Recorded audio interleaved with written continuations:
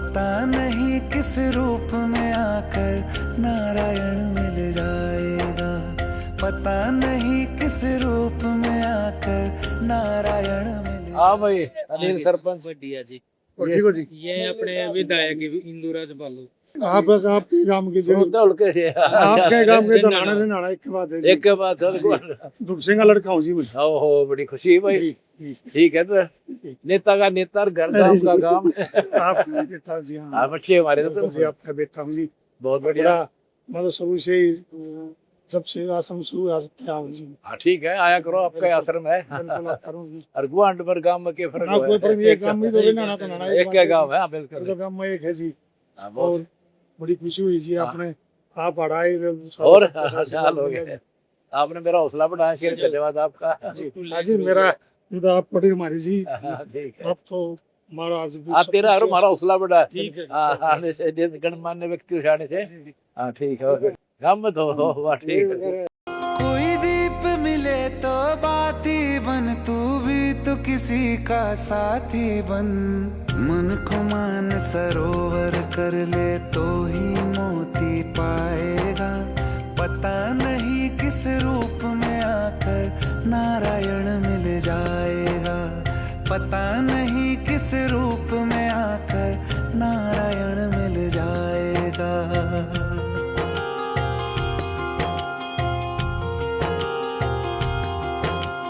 कान लगा के बातें सुन ले, सूखे हुए दरख्तों की लेता खाना खुना खिलाइयो। ना ठीक है। खाना जी। आदेश हो जी कभी। अब आदेश आपका ही है हमारे साथ रहो। हाँ, जब और भी कोई दुख बिल्कुल साथ कितना है को जी। दुख तकलीफ होगा जनता ने हमें बता दियो, ठीक है जी। पूरे खड़े पावांगे। बिल्कुल नहीं जी बहुत सेवा करे जी आप। और मुहिम बताई जी मैंने आज मुहिम एक और बताई जी वाह। हाँ। 2 किला तक कम का जो किसान है खाद और बीज खाद और बीज फ्री जी। कितने फ्री जाएंगे। फ्री जी बहुत बड़ी बात किसान है को जी। उठाना और ऊपर। अपने तो है जी 2 किला का तो हाँ वो 1.5 है किला रह रहा है। तकरीबन आपने ये है है जी। हाँ कि अपने कोई से क्षेत्र में चले जाओ चाहे अपने गांव में माजो हाँ हाँ। सब 2-1.5 किलो 2 किलो हमारे एक किला एक यू है जी अब आपको। दबल गया हाँ, वो है जी आपको। बड़का का दे दोगे और आप कहें पच्चा जी सब किसान भला हो गया जी और भी होगा जी। और भी लगे रहेंगे आपने हौसला बढ़ाया और ज्यादा नहीं, बिल्कुल करेंगे। जो हौसला था आपने जी हाँ, ठीक। आपका हमारा आशीर्वाद बना रहो हाँ, खूब साथ इससे है। सबसे बड़ी बात है जी। ठीक है।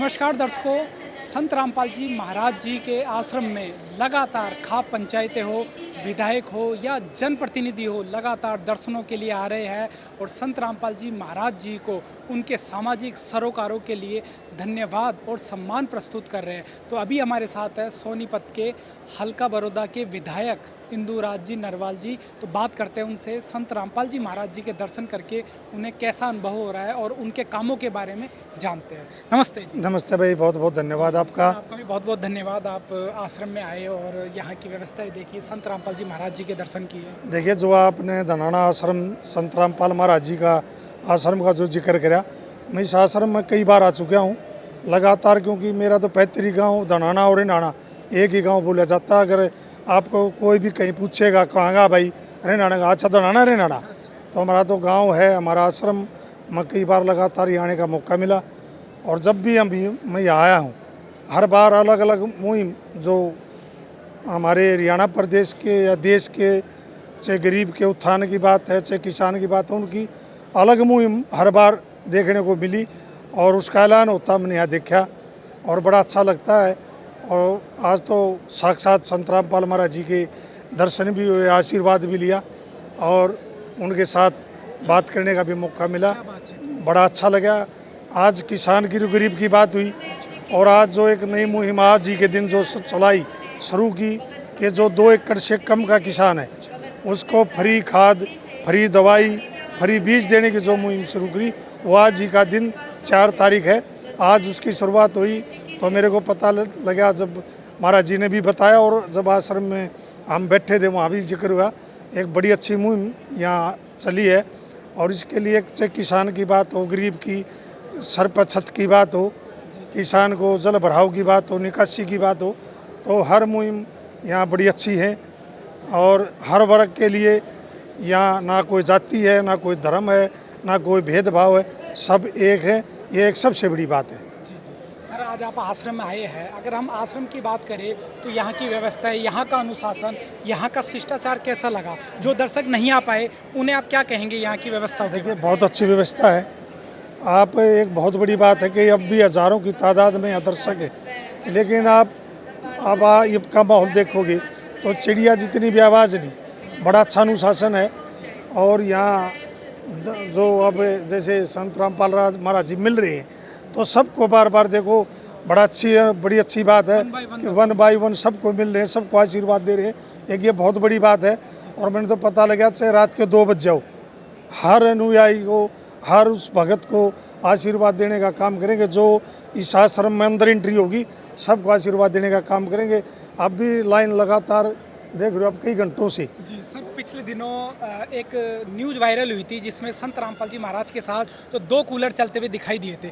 आज आपने यहाँ पर स्वयं देखा है कि संत रामपाल जी महाराज आश्रम में आने वाले सभी सेवादारों से पर्सनली मिलते हैं, आशीर्वाद देते हैं, उनके दुख सुनते हैं। तो जो मीडिया द्वारा वो उठाई गई बात थी उसमें कितनी सत्यता और कितनी खामी थी? देखिए कूलर साथ साथ चले तो क्या दिक्कत है? अब 4-5 घंटे लगेंगे महाराज जी को, अगर वो स्वस्थ नहीं होंगे और वो सही ना होंगे तो भक्तों को आशीर्वाद कैसे देंगे?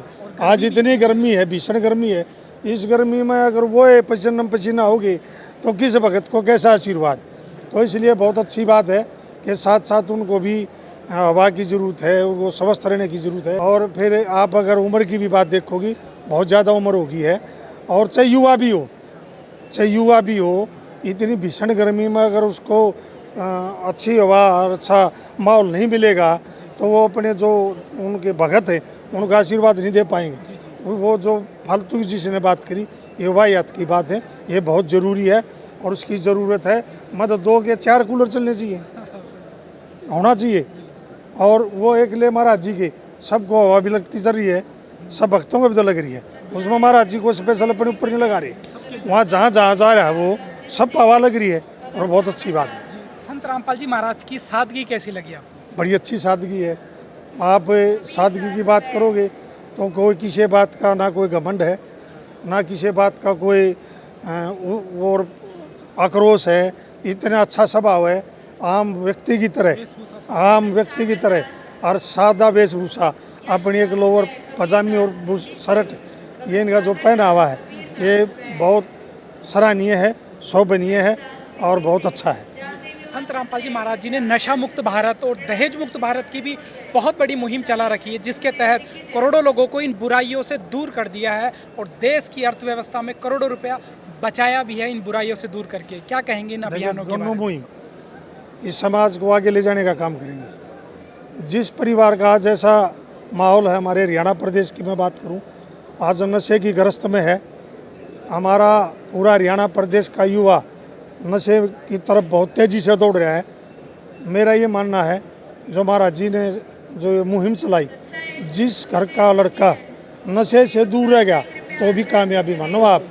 इससे बड़ी उपलब्धि मैं नहीं मानता। आज लाखों रुपए छोड़ दो आप, एक उस घर का भविष्य है, वो आने वाला देश का भविष्य है, वो उस गांव का भविष्य है। वो अगर उस गांव का और उस परिवार का भविष्य सुरक्षित होगा तो देश सुरक्षित होगा। ये है नशा। और नशा मुक्ति का जो अभियान जो महाराज जी ने चलाया, इसका ना कोई जोड़ है ना कोई तोड़ है। आप यहाँ आश्रम में आए, हजारों लोग यहाँ बैठे हैं, कोई नशा करता हुआ पाया गया? ना जी, कोई नशा नहीं। या कहीं बीड़ी के पाउच आपको दिखे? ना कोई बीड़ी है ना कोई नशा है। बीड़ी तो जब नशा होगा। महाराज जी की तो एक सीधा दिशा निर्देश है, आप ना बीड़ी पियेंगे ना हुक्का पियेंगे ना, और तो नशा छोड़ दो आप। बीड़ी हुक्का तो अपने समाज में एक नॉर्मल ही बात है, उसका भी पाबंदी है। और इससे बड़ी आज के इस युग में मैं इससे बड़ी मुहिम मानता ही नहीं जो नशा मुक्ति की मुहिम है। मैं इस दहेज के से भी बड़ी मुहिम मानता हूँ। दहेज प्रथा है जो, उससे बहुत बड़ी मुहिम है। दहेज की तो बात में करेंगे, जब उस दहेज के तक पहुँचेंगे जब तो बात करेंगे। हमारा युवा वहाँ तक जाएगा नहीं, शादी तक नशे में वहीं ग्रस्त हो लेगा, वहीं उसका भविष्य खराब हो लेगा, वहीं उसकी मौत तय है, उस परिवार का विनाश तय है। शादी तो बाद की बात है। सबसे बड़ी मुहिम अगर कोई है तो नशा मुक्ति है।